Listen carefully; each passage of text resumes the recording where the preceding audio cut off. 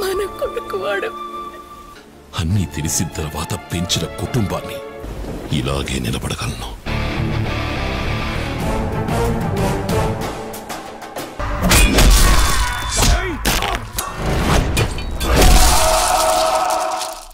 Halo sahabat, Assalamualaikum. Semoga sehat selalu dan senantiasa berbahagia. Terima kasih udah subscribe dan menyimak video-video SLMT TV. Semoga Tuhan Yang Maha Esa selalu memberikan rezeki yang berkah dan berlimpah ruah untuk sahabat semua.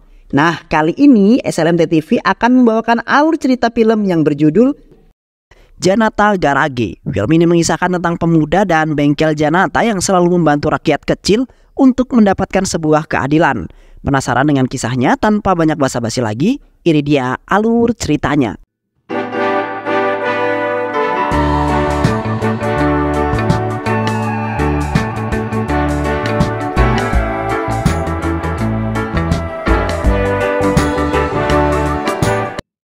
Satyam adalah seorang mekanik kampung yang mencoba peruntungan usaha bengkel di kota Hyderabad. Dia memiliki istri bernama Padma dan seorang anak yang masih kecil bernama Raghav. Berkat usaha dan dorongan dari sang adik yaitu Siva, usaha bengkel milik Satyam kini dapat berkembang dengan sangat cepat. Satyam lalu menamakan bengkel sekaligus rumahnya itu dengan nama Janata Garage, yang artinya bengkel rakyat. Suatu hari, seorang pelanggan bengkel bernama Karim mencurahkan isi hatinya kepada Satyam. Karim menceritakan tentang anak gadisnya yang diperkaos oleh 4 orang pria, lalu dihabisi dan dibuang ke jalanan. Mereka membuat kejadian itu seolah-olah anak gadisnya tewas karena sebuah kecelakaan. Kasus pemerkosaan ini kemudian dibawa ke kantor polisi oleh Satyam. Satyam menuntut agar polisi, khususnya Chandrasekhar, segera melakukan penyelidikan dan menemukan pelakunya. Namun, Chandrasekhar yang sekaligus temannya Siva mengatakan kepada mereka bahwa polisi tidak bisa menindaklanjuti kasus ini karena tidak adanya barang bukti dan juga saksi. Apalagi 4 orang tersebut juga memiliki pengaruh di kota ini. Hukum dan polisi ternyata tidak dapat menegakkan sebuah keadilan di kota ini. Satyam yang kecewa dengan keputusan Chandrasekhar lalu berinisiatif untuk menyelesaikan masalah ini secara sendiri. Satyam mulai bergerak mencari pelaku dan membantainya. Satyam lalu membuat mereka seolah-olah meninggal karena sebuah kecelakaan.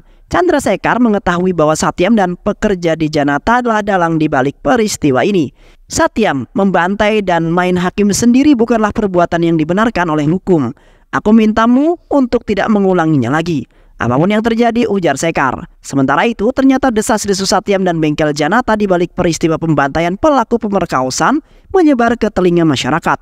Mereka yang tidak puas dengan hukum dan pihak kepolisian merasa bahwa Satyam adalah keadilan yang sejatinya. Mereka mulai berbondong-bondong datang menemui Satyam di bengkelnya dan meminta untuk menyelesaikan masalahnya dan ketidakadilan yang mereka rasakan. Satyam yang mendengar semua itu selalu bisa menyelesaikan. Satyam tak gentar dengan siapapun yang ada di hadapannya. Preman penguasa politisi dengan gagah berani Satyam taklukkan. Keberadaan Satyam dan bengkelnya kini mulai terendus oleh pihak media. Media yang menceritakan tentang bengkel rakyat yang selalu membantu masalah rakyat. Suatu hari, Suresh, kakak ipar Siva, meminta Siva untuk ikut pergi ke Mumbai. Suresh mengkhawatirkan keselamatan Siva jika dia terus berada di sisi Satyam. Namun Siva dengan tegas menolak permintaan tersebut. Jika kakaknya ingin pergi ke Mumbai, aku akan mempersilahkan kakak membawa istriku ke sana. Tapi aku akan tetap berada di sini bersama Kak Satyam. Suresh akhirnya pergi dari sana tanpa membawa apa yang diinginkannya. Tak berselang lama setelah kepergian Suresh, seorang pengusaha bernama Mukesh Rana datang menemui Satyam. Mukesh adalah kakak dari adiknya yang telah dihabisi oleh Satyam. Mukesh tidak marah dengan kematian adiknya, tapi dia memperingati Satyam untuk tidak ikut campur dalam usahanya. Namun Satyam dengan gagah menolak permintaan tersebut. Jika itu adalah hal yang mengganggu masyarakat, maka aku akan pasti membereskannya, ujar Satyam. Sementara itu apa yang ditakutkan Suresh kini menjadi sebuah kenyataan. Siva, istri dan anaknya yang hendak pergi ke sebuah kuil diserang oleh orang yang tak dikenal. Siva dan istrinya tewas di dalam penyerangan tersebut. Hanya anaknya lah yang bernama Adnan yang selamat dalam penyerangan itu. Satyam dan semua keluarga besarnya tentu saja sedih dengan peristiwa yang terjadi. Karena ulah dirinya dan bengkel Janata yang selalu membantu rakyat, Siva dan istrinya harus meregang nyawanya. Namun walaupun demikian, Satyam menegaskan kepada semua orang bahwa dia tetap akan melakukan hal yang sama.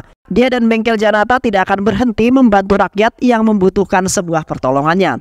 Untuk menjaga dan melindungi putranya Siva, Satyam lalu menyerahkan Adnan kepada Suresh. Dia meminta Suresh merawat Adnan sebagai hukuman kepada dirinya.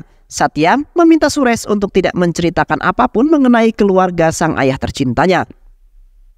Hari demi hari terus berlalu. Satyam dan bengkel Janata tetap membantu masyarakat, sementara Adnan mulai tumbuh dengan baik di sebuah kota Mumbai. Beberapa tahun kemudian, kini Adnan sudah dewasa. Dirinya jauh dari dunia kekerasan, tak seperti keluarga ayahnya. Adnan adalah seorang aktivis mahasiswa yang aktif menyuarakan isu-isu lingkungan. Di sisi lain, Suresh, pamannya Adnan, memiliki anak perempuan bernama Puji. Puji adalah seorang gadis yang sangat cantik sekali. Dirinya dan Adnan sering menghabiskan waktu secara bersama-sama. Sementara itu, kecintaan Adnan terhadap lingkungan membuat Suresh mulai khawatir. Karena kecintaannya itu membuat Adnan mulai berlaku kasar. Padahal Suresh sengaja membesarkannya di Mumbai untuk menghindari perilaku kasar seperti keluarga ayahnya di Hyderabad. Perilaku kasar itu dapat dilihat dari Adnan yang menegur teman kelasnya yang bernama Anu. Adnan menilai jika Anu yang sedang bermain kembang api dapat menimbulkan pencemaran udara. Namun dengan teguran Adnan mulai ditanggapi dengan tanggapan yang berbeda oleh Anu. Anu mengira teguran itu adalah godaan Adnan karena menyukai dirinya. Tak hanya itu saja, suatu hari Adnan kembali menegur Anu karena menggunakan jenis kantong plastik berbahaya yang dilarang oleh pemerintah. Kantong plastik itu dapat mencemari lingkungan jauh lebih parah. Namun dari teguran itulah mereka jadi semakin dekat untuk mengetahui tentang kerusakan sebuah lingkungan. Adnan mulai pergi menemui Suresh, pamannya. Adnan mengatakan kepada Suresh bahwa dia ingin mengikuti sebuah program pertukaran mahasiswa ke kota Hyderabad. Mendengar kata Hyderabad tentu membuat Suresh menjadi sangat cemas. Ia tak ingin Adnan mengetahui keluarganya yang ada di sana. Oleh karena itu, Suresh tidak mengizinkan Adnan pergi ke sana dengan alasan keadaan kakeknya sedang tidak sehat. Sementara itu di kota Hyderabad, Satyam yang tetap membantu masyarakat kini harus berurusan dengan Mukesh Rana. Karena ulahnya Satyam, ada salah satu proyeknya yang membuat Mukesh yang terpaksa harus dibatalkan. Mukesh selalu mengirim seseorang untuk menghabisi Satyam. Mobil Satyam ditabrak oleh sebuah truk, tapi beruntung Satyam masih selamat. Masyarakat yang mengetahui hal itu langsung berbondong-bondong pergi ke rumah sakit untuk memastikan keadaannya. Chandrasekhar yang ada di sana meminta pihak keluarganya agar memberitahu Satyam untuk tidak memaksakan diri, mengingat kondisinya yang sekarang sudah tidak lagi muda. Di sisi lain, Adnan juga sedang mendapatkan sebuah masalah. Dirinya ditegur oleh pihak kampus karena berani menentang MLA yang berkuasa. Adnan menuntut kepada MLA untuk membangun taman sebagai ruang terbuka hijau dalam suatu proyek. MLA itu adalah Dispendai. Dispendai yang tak senang dengan tuntutan itu lalu menyuruh adik bungsunya untuk menghabisi Adnan. Namun di luar dugaan ternyata Adnan yang terlihat cupu justru memiliki kekuatan yang sangat besar. Adnan menghajar semua preman yang ada di sana. Preman itu dipukul, ditendang dan dilibas hingga tak berdaya. Keganasan Adnan itu membuat adik bungsunya MLA takut dan melarikan diri. Dia bahkan berhasil dibuat Adnan bertekuk lutut dan memohon ampunannya. Tindakan Adnan itu ternyata diketahui oleh salah satu dosen. Dosen tersebut lalu menghubungi Suresh dan menceritakan apa yang terjadi. Dosen itu meminta Suresh untuk membawa Adnan pergi ke tempat yang aman untuk sementara waktu ini. Dia takut jika MLA itu akan membalas perbuatan Adnan. Berdasarkan hal tersebut, Suresh lalu mengamankan Adnan di kota Hyderabad. Dia mengizinkan Adnan untuk mengikuti program pertukaran mahasiswa yang awalnya sangat ia tentang. Di sisi lain, kini Satyam sudah kembali sehat. Dia sudah diperbolehkan untuk kembali ke rumah.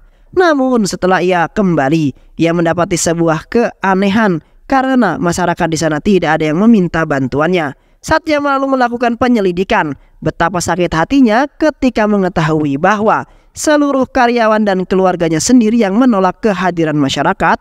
Mereka semua menolak masyarakat yang ingin meminta bantuan. Mereka juga menegaskan bahwa bengkel Janata kini hanya merupakan bengkel biasa. Mereka melakukan semua itu untuk kebaikan Satyam sendiri, mengingat bahwa Satyam sekarang sudah tidak lagi muda. Satyam yang menyadari hal tersebut lalu meminta anaknya yaitu Raghava untuk menggantikan dirinya. Namun Raghava yang tidak tertarik dengan hal yang demikian tentu saja menolak usulan sang ayah. Tidak seperti Satyam yang gemar membantu orang lain. Bagi Raghava, membantu orang lain hanyalah perbuatan yang sia-sia. Raghava lalu pergi dari sana. Namun tak lama kemudian, dia justru datang membawa calon istri dan mertuanya. Mak jelek, betapa kagetnya Satyam ketika mengetahui bahwa calon mertua yang dibawa oleh Raghava adalah Mukesh Rana, orang yang selama ini bertikai dengan dirinya. Satyam jelas saja menolak calon besannya itu. Dia tak sudi jika anaknya menikah dengan anaknya Mukesh. Namun Raghava yang kekeh ingin menikah dengan anaknya Mukesh membuat Satyam tidak memiliki pilihan lain. Mukesh rela anaknya menikah dengan Raghava karena dia ingin memanfaatkan nama Janata Garage sebagai pendukung usahanya. Di sisi lain, Adnan kini sudah sampai di kampus yang ada di Hyderabad. Sesampainya di sana, Adnan langsung menemukan banyak proyek-proyek yang merusak lingkungan. Namun mahasiswa sekaligus aktivis di sana tak mampu berbuat banyak. Dari situlah pertama kalinya Adnan mengetahui nama Bengkel Janata. Dulu Bengkel Janata adalah pelopor pertama yang selalu menghentikan proyek-proyek tersebut. Mereka selalu menyelesaikan setiap permasalahan yang ada. Namun entah mengapa akhir-akhir ini Bengkel Janata tidak lagi menunjukkan taringnya. Tak lama kemudian Adnan pergi ke sebuah area pertambangan. Ternyata proyek tambang tersebut dipimpin oleh Raghava. Adnan meminta Raghava menghentikan pertambangan ini karena sudah banyak merusak lingkungan. Namun Raghava yang arogan tentu saja menolak hal tersebut. Dia malah dengan santai menyuruh anak buahnya untuk menghabisi Adnan. Namun Adnan yang memiliki kekuatan besar sama sekali tidak takut dengan ancaman itu. Mereka dipukuli, diterjang dan dilibas hingga babak belur. Raghava yang melihat anak buahnya dikalahkan tentu tak bisa apa-apa. Adnan kini berhasil menghentikan paksa aksi penambangan tersebut. Peristiwa gagahnya Adnan ternyata sampai ke telinga Satyam. Satyam mengundang Adnan untuk pergi hadir menemui dirinya. Saat itulah awal pertama kali Adnan kembali ke rumah keluarganya, yaitu ayah tercintanya. Namun dirinya dan semua orang yang ada di sana sama sekali tidak saling mengetahui. Satyam tentu tidak keberatan dengan aksinya Adnan. Dia mengundang Adnan untuk bertanya apa alasan dia melakukan ini semua. Adnan lalu menjelaskan bahwa dirinya adalah seorang aktivis lingkungan. Saya tidak melihat adanya kebaikan di mata Raghava, ujar Adnan. Semua orang yang ada di sana tercengang mendengar kata-kata itu.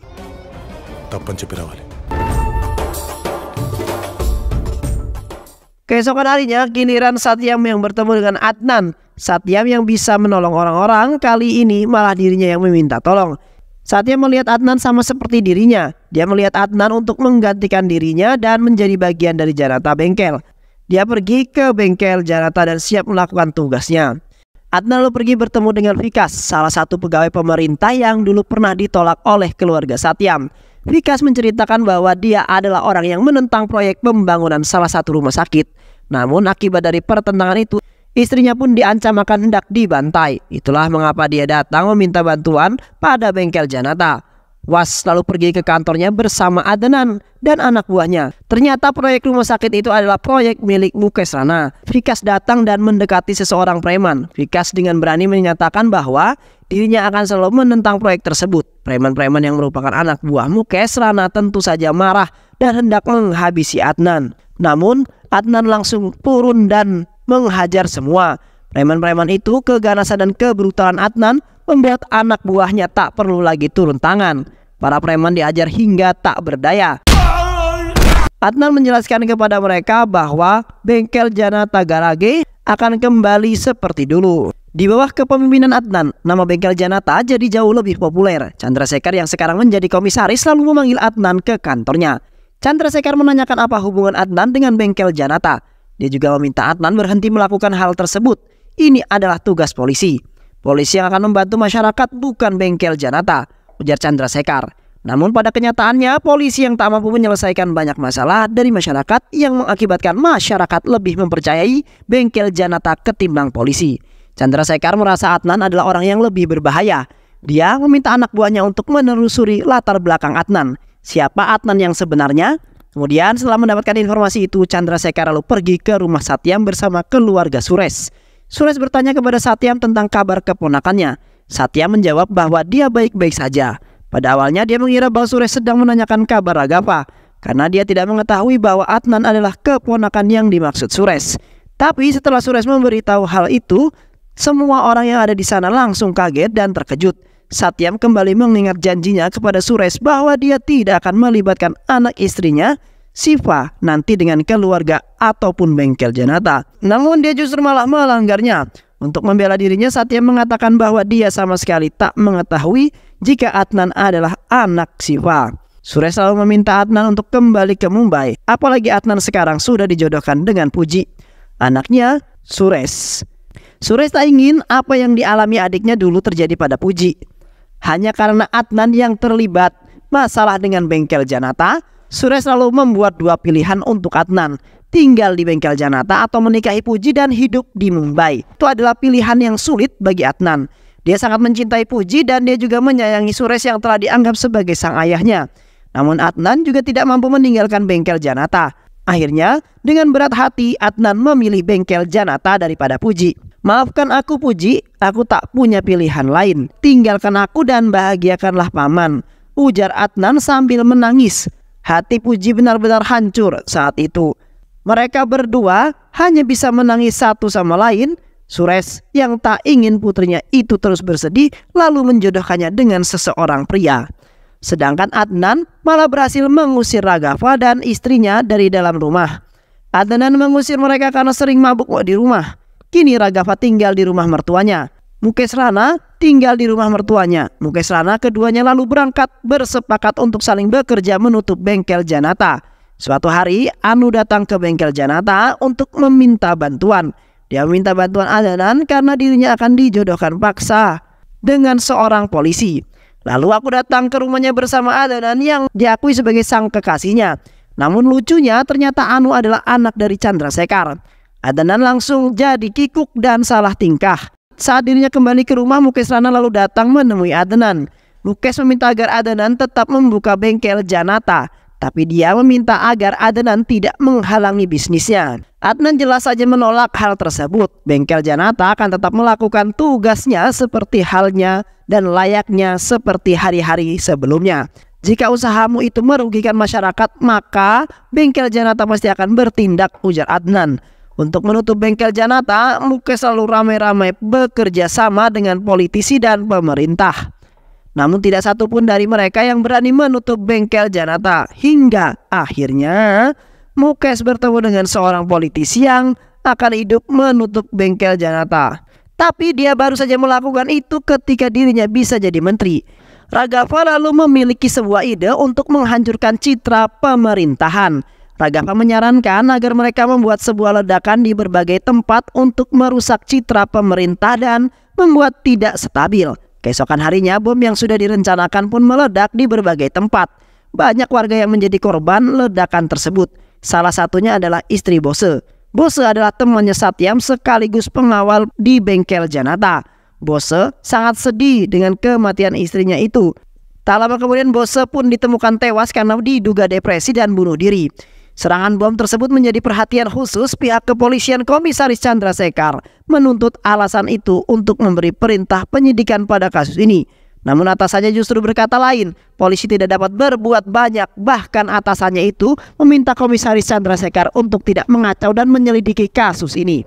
Chandrasekhar yang tak berdaya kini untuk pertama kalinya datang ke bengkel Janata dan meminta bantuannya. Adnan menyetujui permintaan itu. Adnan dan Komisaris Chandrasekhar akan bergerak diam-diam menyelidiki kasus ini. Mereka akan saling bekerja sama untuk mengungkap kasus bom tersebut.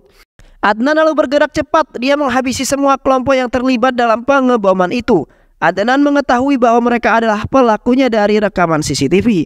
Ada seseorang yang pernah bertarung dengannya saat ditambang. Berdasarkan hal itu pula, dia menyadari bahwa Raghav juga pasti terlibat, dan jika Raghav terlibat, maka Mukesh Rana juga pasti terlibat.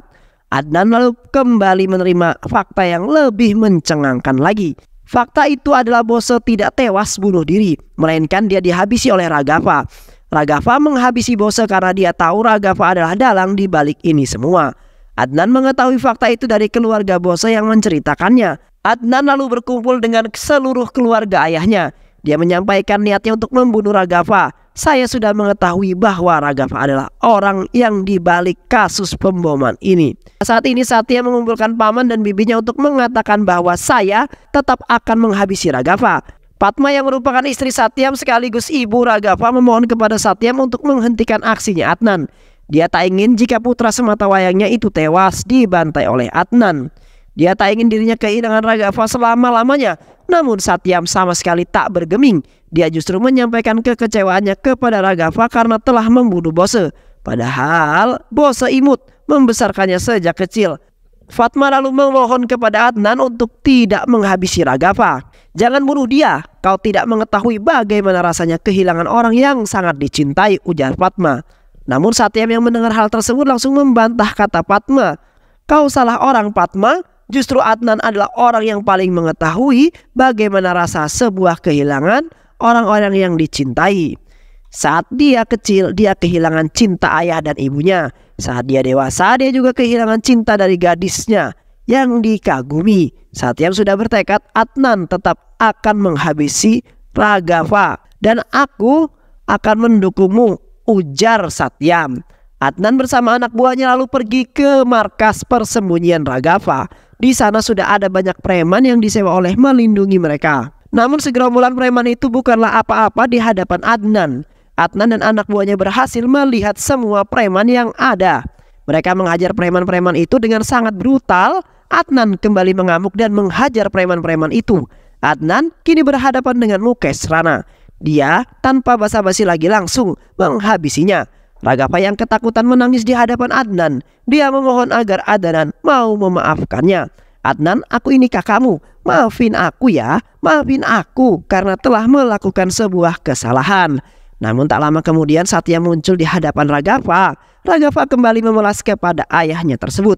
Dia memohon agar ayahnya mau mengampuni dirinya. Tapi Satyam dengan tegas mengatakan, bengkel Janata akan menghukum orang tanpa pandang bulu. Itu semua demi tegaknya keadilan bagi masyarakat. Satyam lalu menghabisi Raghafa tanpa belas kasihan. Dan film pun selesai.